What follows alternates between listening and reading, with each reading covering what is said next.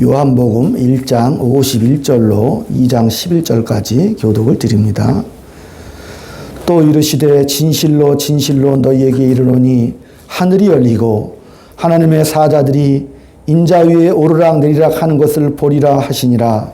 설때되는 날 갈릴리 가나에 혼례가 있어 예수의 어머니도 거기 계시고 예수와 그 제자들로 혼례의 청함을 받았더니 포도주가 떨어진지라 예수의 어머니가 예수에게 이르되 저들에게 포도주가 없다 하니 예수께서 이르시되 여자여 나와 무슨 상관이 있나이까 내 때가 아직 이르지 아니하였나이다. 그의 어머니가 하인들에게 이르되 너희에게 무슨 말씀을 하시는지 그대로 하라 하니라. 거기에 유대인의 정결 예식을 따라 두세 통 드는 돌 항아리 6이 놓였는지라.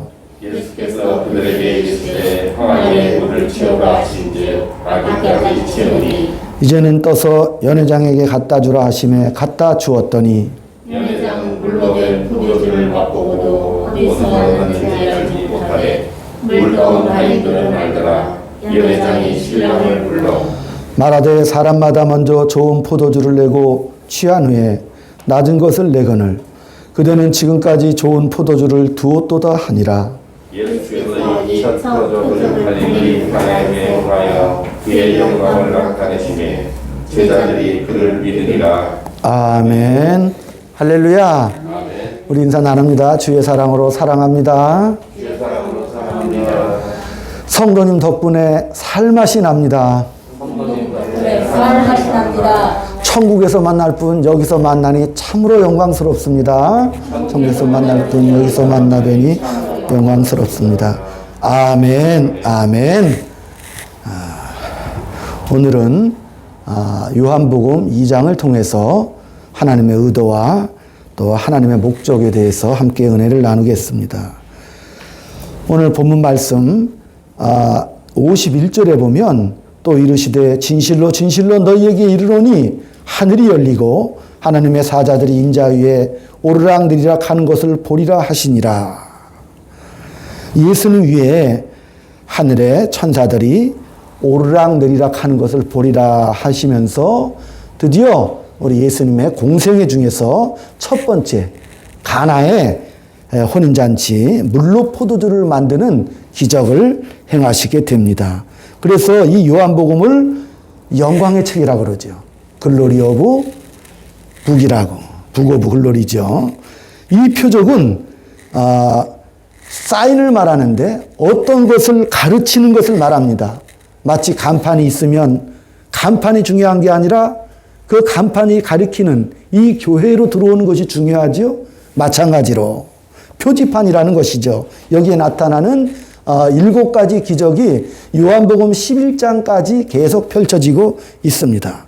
그러니까 기적이라는 것은 하늘의 어떤 것을 가리키는 표적이지 기적 자체가 의미가 있는 것이 아니라는 것을 알 수가 있습니다.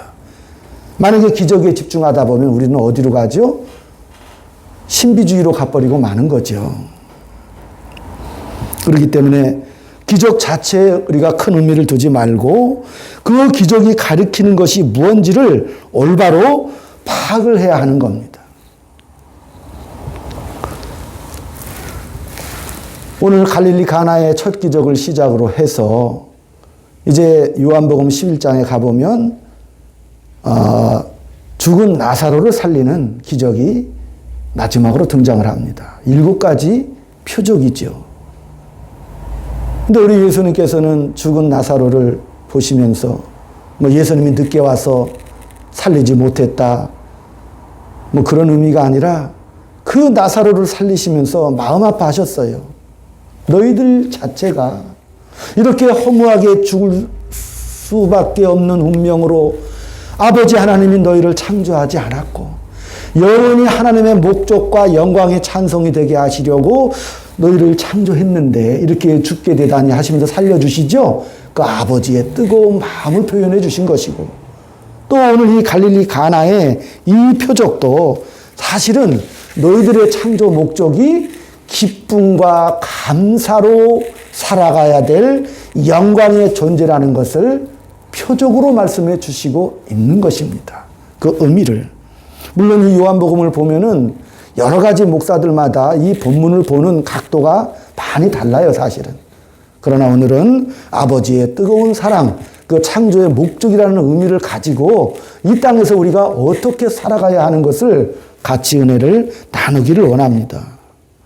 이 요한복음은 처음에 서두도부터 예수님에 대한 그 묘사가 등장하는데 예수님은 말씀이시고 빛이시고 생명과 진리, 은혜 이런 단어들로 묘사되고 있었고 또한 세례 요한은 예수님을 성령으로 세례를 주는 자로 설명을 했습니다. 그리고 오늘 본문에 와서 드디어 혼인잔치에 예수님이 참석을 하셨는데 포도주가 떨어졌고 그 포도주가 떨어져서 절망 속에 정말 파토가 날 뻔한 그 혼인잔치에 물로 포도주를 만들어 그 잔치가 기쁨으로 충만한 잔치로 변화되었다. 이 첫 표적을 갈릴리 가나에서 행하니 그 영광을 거기서 나타내셨다. 11절로 끝나는 말씀이죠. 그래서 제자들이 그를 믿었다고 했습니다. 그러니까 이 하나님의 은혜와 하나님의 특별한 은총의 행하심이 이 표적에서 나타났는데 그것을 영광이라고 합니다. 그 영광은 우리가 보통 생각하는 어떤 승리, 경쟁적인 승리와는 전혀 다르지요. 우리 주님께서 파토날 뻔한 잔치를 기쁨으로 채우사 예수님은 도대체 누구신가에 대하여 처음으로 그 기적을 통해서 표현하고 설명을 하시는 내용이죠. 다 우리가 이 세상을 살면서 경험하듯이 우리가 사는 세상이 결국은 죽고 마는 세상이죠. 그래서 나중에 보면은 우리가 인생을 후회하게 살죠. 열심히 살아봤자, 또 뭐 공부 잘하면 뭐하냐. 동창회 가보면 공부 잘하는 순서대로 진급을 하고 또 공부 잘하는 순서대로 옷을 벗더라. 다 같이 모여서 공부 잘하면 뭐하냐 말하지만 그러면 또 뭐 공부 안 하면 또 뭐 할 거냐 인생이. 세상은 결국 모든 것이 헛되고 후회스럽고 답이 없는 그런 세상을 살고 있죠. 요즘 젊은이들도 결혼해서 뭐해. 내가 결혼해서 저 여자를 내가 왜 평생 벌어먹으며 살아야 돼. 아, 이런 또 풍조들도 많이 있다고 그래요. 또 애는 길러서 뭐 하느냐. 우리나라가 지금 세계 출산율 최저죠. 지금 그래요. 서로 못할 짓 하는 게 인생이 아니냐. 나는 내가 책임지고 조용히 죽어 갈게. 이런 풍조가 만연합니다.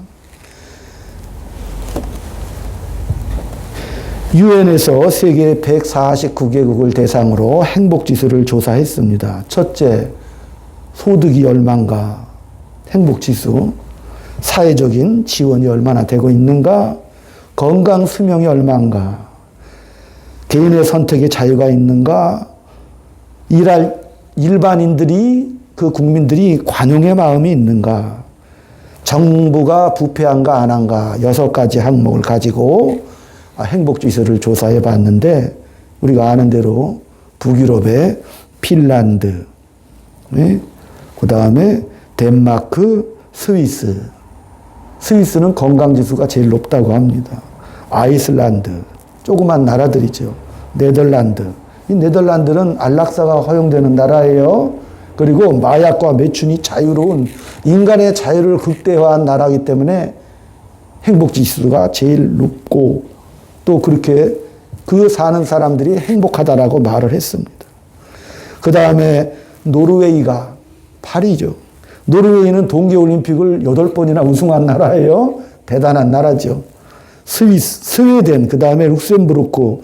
지금까지 말한 데는 인구 한 200~300만 또 35만 정도 되는 소국들이고 인구가 많은 대국 중에서는 13등이 독일, 영국이 17등, 미국이 19등, 한국이 69위입니다.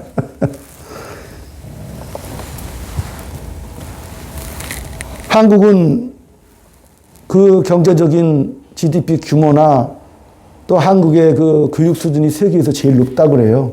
70% 이상이 다 대학 졸업자들이잖아요.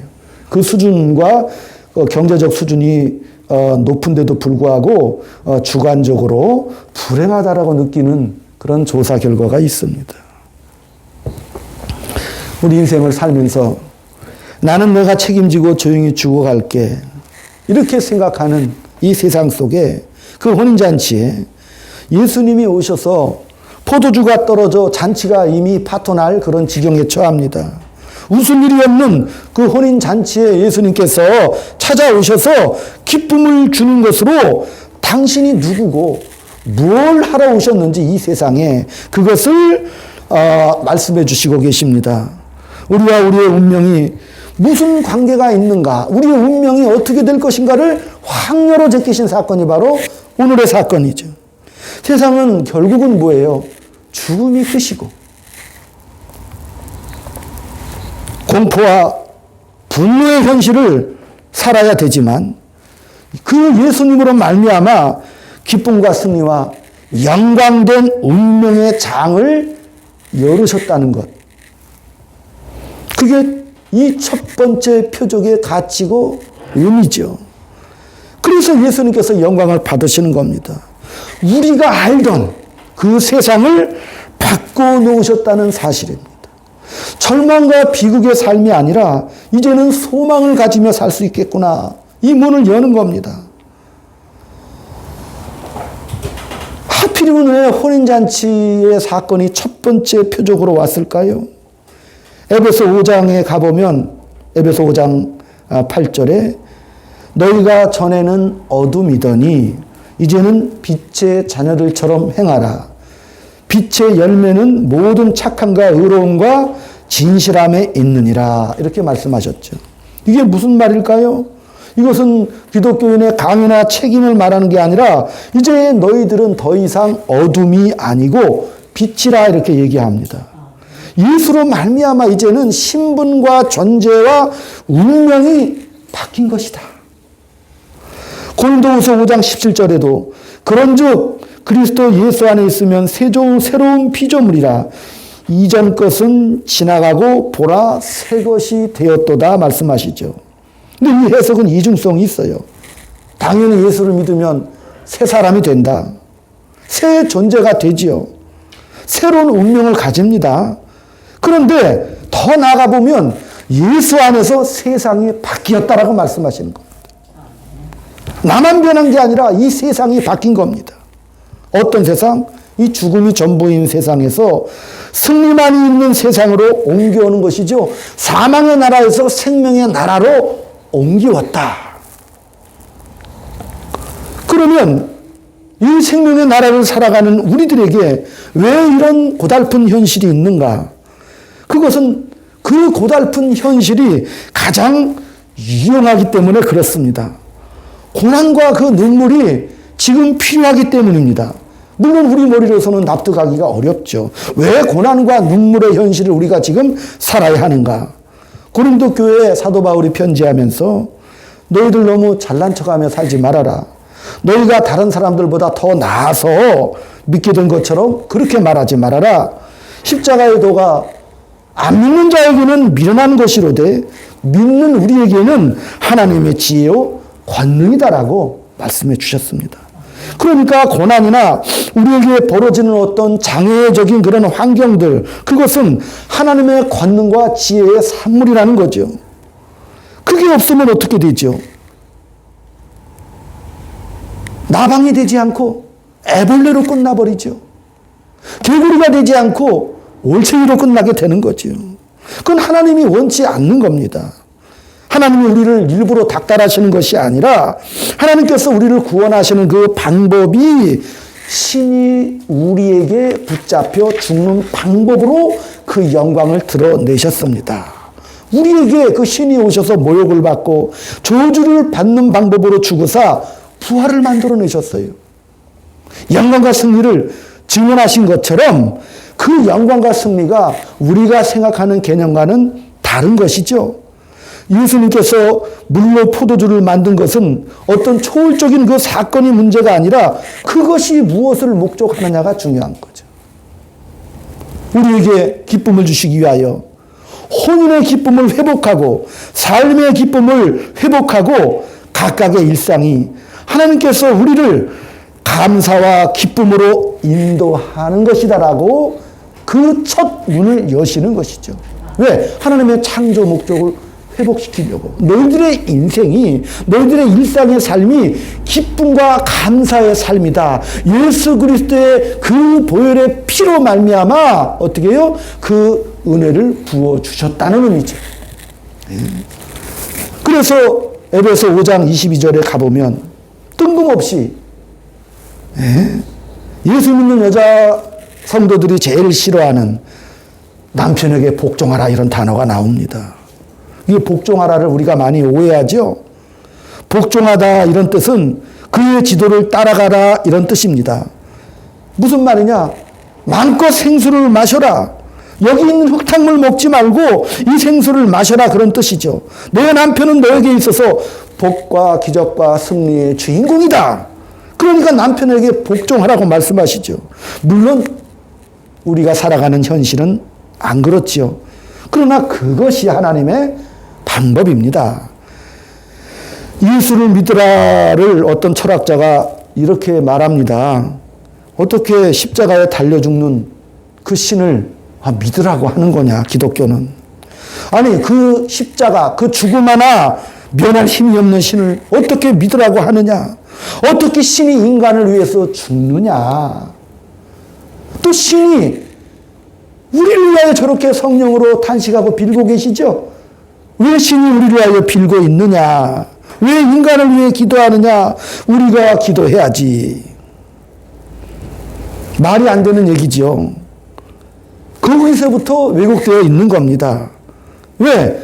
죄로 말미암아 타락한 그 인생은 부패와 왜곡된 인생. 죄라는 것이 거짓말을 만들고 부패를 만들고, 그죠? 우리의 삶의 정황과 모든 패턴들을 자폭하고 현실을 왜곡하도록 그렇게 끌고 있는 겁니다. 그렇기 때문에 예수님께서 오셔서 우리를 그 왜곡된 세상, 죄악에 물든 세상에서 믿음의 세계로 끌고 가시는 겁니다. 그래서 오신 겁니다. 영접하는 자, 곧 그 이름을 믿는 자들에게는 하나님의 자녀가 되는 권세를 허락하셨습니다. 여기서 믿으면이 조건이 아니라 새로운 세상의 원리가 믿음입니다. 믿음으로 이것을 순종하며 따라가라. 지금까지는 내가 내 인생의 주인으로 내가 하고 싶은 대로 하고 살아왔잖아요.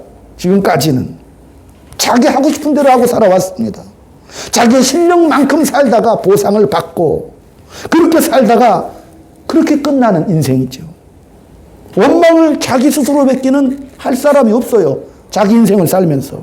그러나 이제 믿음의 세계를 활짝 열어놓으셨습니다. 믿음의 세계란 인과의이란 원인과 법칙에 의해서 우리가 인생이 승리요 패망이 아니라 하나님이 우리를 향한 목적과 뜻과 의지를 가지고 복과 승리로 인도하신다는 것이 믿음의 세계입니다. 그래서 그 기쁨을 약속하는 길로 우리를 인도하고 초대하고 계십니다. 그래서 남편한테 어떻게 하라고요? 복종하라. 이 복종하라 뭐예요? 그 믿음을 가지라 그거예요. 새로운 세상에서. 이 왼수가 우리가 살아가면서 이 왼수가 하나님의 지혜고 능력이라고 합니다. 안 믿어지죠? 근데 똑같이 남편들에게 또 얘기합니다. 남편들아, 아내 사랑하기를 그리스도께서 교회를 사랑하신 것 같이 그 교회를 위하여 자신을 죽음에 내준 것 같이 자기보다 더 크게 생각하라 그거예요. 누가 죽나요? 그 상대가 자기보다 더 가치가 있다고 생각할 때 죽죠. 예수님은 우리를 하나님의 뜻에 의해 자기 자신보다 더 가치가 있다라고 생각해서 십자가에 달려 죽으신 겁니다. 그만큼 하나님의 사랑, 그 사랑이 위대하죠. 아들을 죽이면서까지도 우리를 사랑하신 그 사랑. 물론 우리가 이 땅에서 그렇게 사랑할 수 없죠. 우리가 알고 있는 세계의 이해나 법칙으로는 이 사랑을 납득할 수가 없습니다. 그러나 예수님께서 오셔서 그 문을 열어 놓으셨습니다. 너희가 살았던 세계의 기본 질서가 뭐냐? 공포나 원망입니다. 지금 이제 정권이 새로 바뀌었죠. 저는 처음에 그 전에 정권이 들어왔을 때도, 야, 뭐 수없이 많은 사람들이 감옥 가고, 대통령 2명이 갇히고, 막 이런 소용돌이를 치면서, 야, 이게 지금 공포와 두려움. 근데 이제 또 새로 정권이 또 바뀌었지요. 그래서 저는 이걸 또 보고 있어요. 야, 이제 이번 정권은 또 이것을 어떻게 풀어나갈 것인가. 공포와 원망 속에 얼마나 불안합니까? 그러나 우리 예수님께서 오셔서 나는 이 혼돈과 혼란의 세상 속에 다른 세상을 연다. 이제 너희는 그 공포와 불안에 잡혀 있을 필요가 없다. 너희를 창조한 하나님 아버지, 나를 보내신 그 하나님, 그 목적이 너희의 찬송이 목적이다. 너희의 항복의 목적이다. 여기에 믿음의 원리가 작동하는 겁니다. 그 믿음의 원리는 기적입니다. 은혜가 넘치는 거예요. 그 세계에서는. 우리가 사는 세상 속에서 하나님께서 권능으로 일하십니다. 너희는 너희 스스로를 잊을지라도 하나님은 너희를 잊는 순간이 한 번도 없다. 욥이 말했던 것처럼, 아니 침 한 방울 생기는 그 순간까지도 하나님이 나를 쳐다보고 계십니까? 머리카락 하늘까지도 나를 세시고 계십니까? 하나님은 한 번도 우리 인생에서 우리를 외면한 적이 없습니다. 이걸 복음이라고 그래요. 그래서 굿뉴스잖아요. 그 믿음을 가지고 우리 여러분의 현실을 살라고 말씀하시는 것이요. 그 현실이 지금 우리가 살아가는 이 현실이 하나님의 기적과 은혜를 만드는 내용이고, 그게 바로 하나님의 지혜와 권능이라고 말씀하시는 것을 우리는 이해를 하고 받아들여야 합니다. 안 그러면 또 원망으로 돌아가요. 공포와 불안으로 또 돌아갑니다. 분노로 또 돌아갑니다. 우리가 화를 내면 얻는 게 없죠. 예? 화를 내는 사람이 고스란히 뒤집어 쓰고 다시 보면 얼굴 보기 민망스럽죠. 그렇잖아요. 우리가 보복하거나 분노하지 않는 이유가 뭐 보복과 분노 안 하는 게 명분이고 멋있는 일이기 때문이 아니라, 그렇게 해서 결과를 얻는 방법이 아니기 때문에 우리가 화를 안 내는 거잖아요. 사람이요, 같이 이렇게 화를 내면 절대로 상대방이 꼬랑지 내리지 않습니다. 같이 맞받아 치잖아요. 사람은 그런 걸로 행복하지 않습니다. 우리가 현실을 살다 보면 이대로 망할 것만 같아요. 우리 세상이. 그런데 그 복음이 우리에게 들어와서 우리 보고 이 보이는 세상의 조건 속에서 지금 빛이요 생명과 진리와 그 약속이 우리에게 주어졌기 때문에 너희는 그런 멋있는 삶을 한번 살아보라고 말씀하시는 거예요. 위대하게 한번 살아봐라. 멋있게 한번 살아봐라. 예수님도 이 땅에 살아가는 동안 기록에 보면 웃으셨다 하는 기록은 없고 그냥 침묵하셨다 이렇게 말씀하셔요. 도수장으로 끌려가는 어린 양같이, 털 깎는 자 앞에 양같이 그 입을 열지 않으시고 침묵으로 끝까지 인내하고 그 사명을 감당하고 가셨습니다. 누구에게 무슨 설명하거나 납득시키거나 그렇게 안 하셨죠. 우리도 마찬가지예요. 설명하고 납득시키고 원망하고 한다면 아무것도 만들어내지 못합니다. 그냥 잘 참으면 이깁니다. 화내지 마십시오. 내가 화를 내는 이유가 얼마나 정말 헛된 것인가, 그것을 설명하지 마시고 가만히 있으면 상대가 제 발로 들어와서 화해를 요청하고 자수합니다. 경험 안 해보셨어요? 우리만이 그런 것을 할 수 있는 거죠. 이것은 처세법이 아니라 한 사람을 항복시키기 위한 수단과 술수가 아니고 우리만이 알고 있는 방법입니다. 우리만이 알고 있는 방법입니다. 뭐라고요? 세월을 아끼라. 성령 충만을 받으라. 우리 생애를 기가 막힌 지혜와 은혜로 인도하시는 권능이기 때문에 이 과정을 우리는 필수적으로 통과를 해야 됩니다. 부부가 어떻게 만나요? 눈에 씌워서 만나죠? 잘 생각해 보세요. 근데 그게 하나님의 인도하심이라니까요. 성경이 하고 싶은 이야기가 그 얘기죠. 다짜고짜 성경에서 남편들아 아내들아 이렇게 말씀하시죠. 강제력이 아니라 내가 그것을 계획했다. 내가 지명하여 짝지었다. 내 인생은 내가 책임진다. 너의 운명은 내가 책임진다. 걱정하지 말고 살아라. 원래 부부가 묶이는 것은 사랑이지요. 그러나 성경은 그 사랑을 이유로 들지 않고 부부가 당연히 가져야 되는 것으로 말합니다. 사랑은 공통된 조건이지만 그 사랑이라는 것이 뭐냐면 고린도서 13장에도 나오지요. 그 사랑은 환상이나 무슨 천사의 말을 하는 그런 사랑이 아니고 산을 옮기는 능력이 사랑이 아니고 자기 몸을 태우는 정열이 사랑이 아니고 사랑은 뭐예요? 그 사랑 자체가 오랜 고통이라니까요. 오랜 고통. 하나님도 오래 참으시죠? 오래 참으십니다. 오랜 시간이 걸리는 거니까 참으라고 하셔요. 어떻게 참으라? 성내지 않고 무례히 행치 않고 이기적이지 않고 그냥 모든 것을 믿고 바라고 견디는 게 사랑입니다.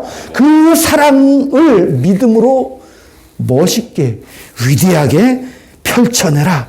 사랑은 믿는 거예요. 하나님이 승리를 주시리라 믿는 겁니다. 그래서 하나님이 우리의 시간을 붙들고 계시는 거예요. 하나님의 권능으로 믿음으로 살아가도록 그런 소망을 가지고 살아가도록 하나님의 우리를 꽉 붙잡고 계시는 겁니다. 하나님께서 이 사람을 주셨다. 내 인생은 하나님이 붙드셔서 승리와 복으로 인도하실 것이다. 아멘? 딴 사람 내가 다시 태어나면 딴 사람 만나야지. 이게 정신없는 얘기죠.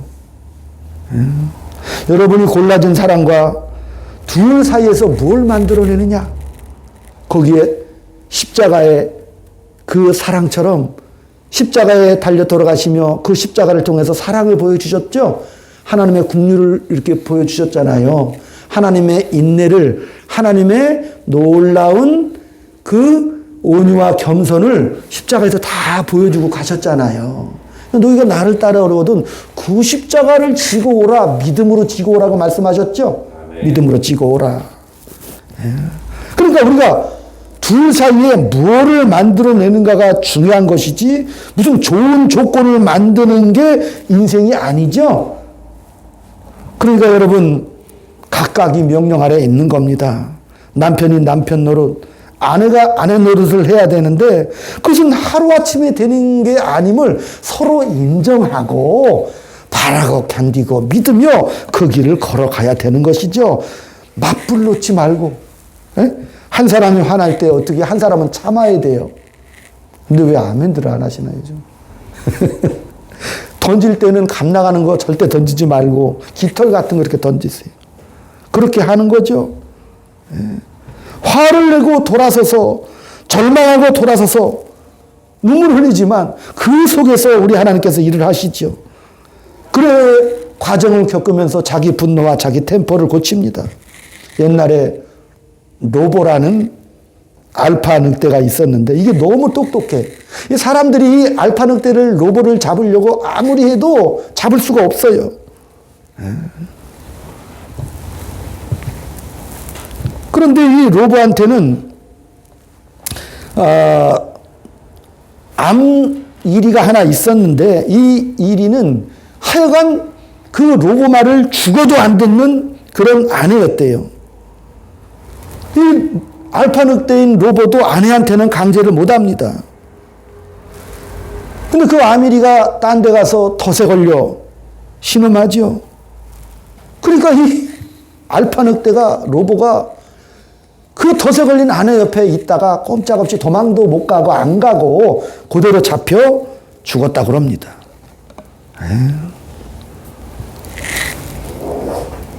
멋있죠? 멋있잖아요. 늑대들도 아내의 사랑은 목숨 걸고 한다니까요.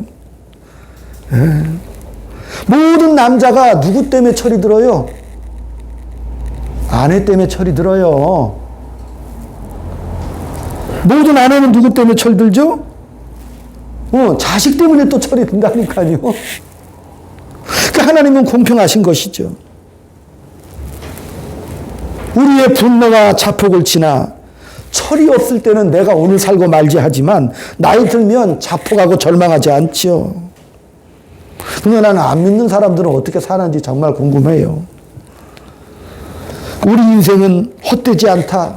오늘 끝장날 것 같지만 그러나 내가 내 능력대로 내가 내 인생을 보상받는 게 아니라 예수님께서 십자가의 죽으심으로 말미암아 이 삶에서의 승리를 약속하셨기 때문에 나는 내가 내일을 기약하며 편히 잔다. 아멘. 나는 내일을 기약하며 기쁨과 감사로 인생을 꾸려 간다. 그렇게 우리는 하루를 마무리하면서 가는 거죠. 그게 우리 인생입니다. 예? 그 인생을 확장해서 이웃을 사랑하면서 직장에 나가서도 우리가 관계 맺는 모든 일을 사랑하면서 확장해 나가는 것이죠. 그건 우리만이 할 수 있습니다. 예? 스스로 위해서 하지 마시고 하나님 나라의 그 현실성을 보여주며 우리를 뭐라 그랬어요? 너희는 왕 같은 제사장이다. 예?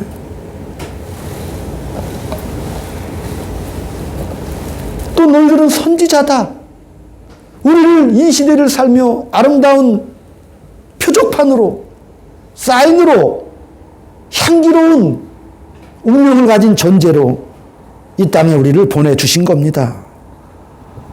나 하나 죽어, 나 하나쯤이라고 이렇게 도망갈 수 없어요, 인생은. 하나님께서는 여러분이 가는 데까지 끝까지 동행하십니다. 너희가 풀면 하늘에서 풀고 너희가 매면 나도 맨다. 우리 모두에게 주신 하나님의 은혜입니다. 에베소서 4장 13절을 찾아봅니다. 313쪽입니다.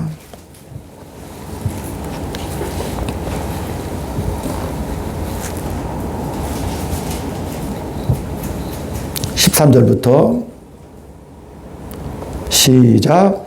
우리가 다 하나님의 아들을 믿는 것과 아는 일에 하나가 되어 온전한 사람을 이루어 그리스도의 장성한 분량에 충만한 데까지 이르리니 이는 우리가 이제부터 어린아이가 되지 아니하여 사람의 속임수와 간사한 유혹에 빠져 온갖 교훈의 핑조에 밀려 요동하지 않게 하려 함이라.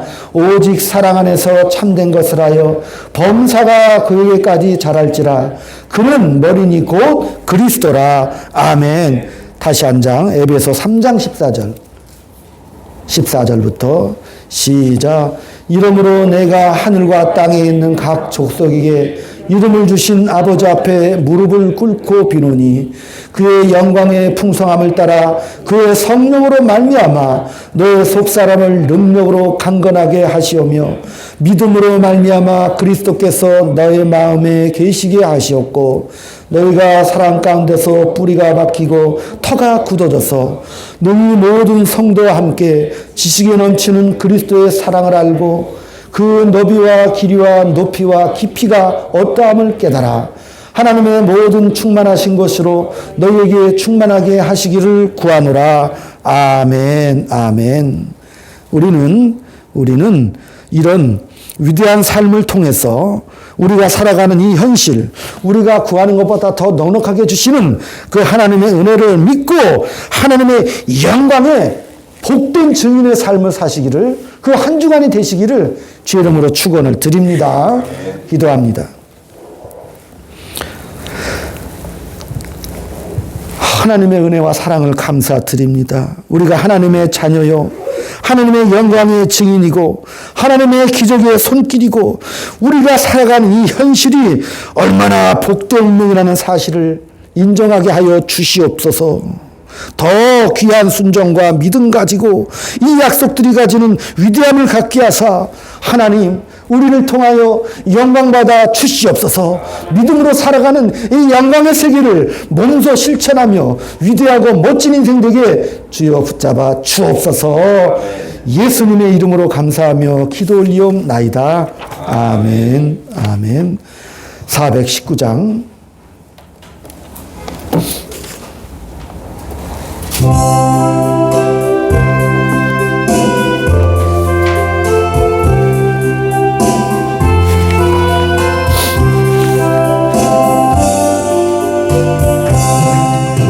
주 날개미 내가 편안히 쉬네 밤깊고 비바람 불어쳐도 아버지께서 날 지키주시니 거기서 편안히 쉬리로다. 주 날개미 평안하다 그 사랑 끈을 짜니요. 주 날개미 내 쉬는 영혼 영원히 거기서 살리. 주 날개미 나의 피난처 되니 거기서 쉬기를 원하노라. 세상이 나를 이롭지 못하나 거기서 평화를 누리리라. 주 날개미 평안하다 그 사랑 끈을 짜니뇨. 주 날개미 내 쉬는 영혼 영원히 거기서 살리. 주 날개미 참된 기쁨이 있네. 고달픈 세상길 가는 동안 나 거기 숨어 돌보심을 받고 영원한 안식을 얻으리라. 주 날개미 평안하다 그 사랑 끈을 짜니뇨. 주 날개미 내 쉬는 영혼 영원히 거기서 살리. 아버지 감사합니다. 주님 앞에 구별하여서 감사해서 이런 저런 모습 속에 주님 앞에 예물을 드린 손길마다 주님 축복하시고 이 땅에서 참된 기쁨과 감사의 복된 영광의 일생을 우리의 인생 현장에서 마음껏 누리며 살아갈 수 있도록 웃음꽃이 피는 복된 여생 될 수 있도록 주여 복의 복을 더하여 주시옵소서. 지금은 우리 구주 예수 그리스도의 은혜와 하나님 아버지의 극진하신 사랑하심과 성령님의 감화감동 교통역사 위로 충만하심이 오늘 주어진 삶 속에 기쁨을 누리며 영광과 감사로 한 주간을 살기를 소망하는 사랑하는 주의 자녀들 머리 위에 더대로 속한 가정과 이 교회 위에 특별히 이 나라 위에 지금부터 영원토록 함께 있을지어다. 아멘.